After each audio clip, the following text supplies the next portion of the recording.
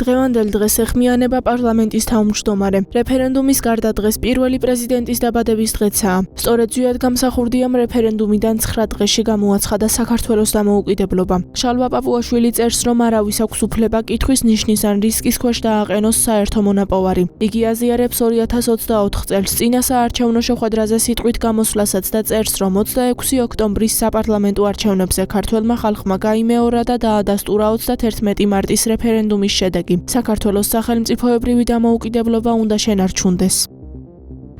საქართველოს გასაბჭოებიდან ზუსტად 70 წლის თავზე სრულიად საქართველომ გამოხატა ცალსახა და მკაფიო სურვილი, ქონოდა სახელმწიფოებრივი დამოუკიდებლობა, ქონოდა სუვერენიტეტი და საკუთარი ბედი თავად განეგო. დამოუკიდებლობა ყოველდღიური ძალისხმევის შედეგია. უკვე 34 წელია საქართველო ამ გზას ადგას და ურთულესი წინააღმდეგობების დაძლევასთან ერთად მის გამტკიცებას ცდილობს. ეს ბრძოლა დასრულებული არ არის და არც არასდროს დასრულდება. საქართველოს ყველა თაობის პრივილეგია არის და უნდა იყოს საკუთარ სახელმწიფოზე ზრუნვა, მისი დაცვა და სიძლიერე. სწორედ ამიტომ პირველ რიგში კარგად უნდა ჩავიბეჭდოთ თავში, რა არჩევანს ვაკეთებთ. მისი მემკვიდრეები ვართ და სალდგავართ.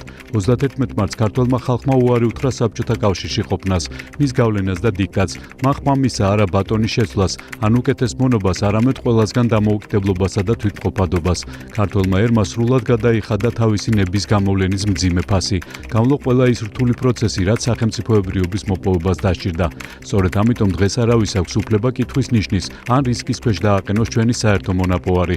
არავის აქვს უფლება გაცვალოს ჩვენი დამოუკიდებლობა ახალ მონობაზე, ახალ ვასალობაზე, უცხო ქვეყნის გავლენასა და მათ ინტერესებზე. რაოდენ თვალის მომჭრელად არ უნდა ეჩვენებოდეთ რომელიმე უცხო ტომლებზე დაქვემდებარება. ძალაუფლების წყარო არის ხალხი. ხალხმა თქვა და გამოავლინა თავისი ნება. გამოავლინა 1991 წლის 31 მარტს და გამოავლინა 2024 წლის 26 ოქტომბერსაც, როდესაც ჩვენმა ოპონენტებმა ამ არჩევნებს რეფერენდუმის შინაარსი შეძინეს. 26 ოქტომბრის საპარლამენტო არჩევნებზე ქართველმა ხალხმა გაიმეორა და დაადასტურა 31 მარტის რეფერენდუმის შედეგი. საქართველოს სახელმწიფოებრივი დამოუკიდებლობა უნდა შენარჩუნდეს. ჩვენ 70 წლის განმავლობაში ვიცხოვრეთ საბჭოთა იმპერიაში, რომელმაც თავისი დაღი დაასვა ჩვენს მენტალობას.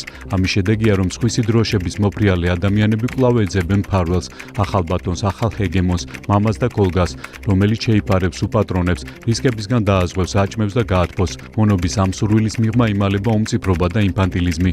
ჩვენ ეს არ გვჭირდება, ჩვენ უნდა გავიზარდოთ და ჩვენ გავიზარდეთ. ჩვენ ყველანი ქართველი ხალხი და მისი ხელისუფლება ერთად გადავწყვეტ, როგორ განვაგოთ საკუთარი სვებედი, ვინ გავეხადოთ ტრად და მოყარეთ და რომელ ვარსკვლავს მივსდიოთ.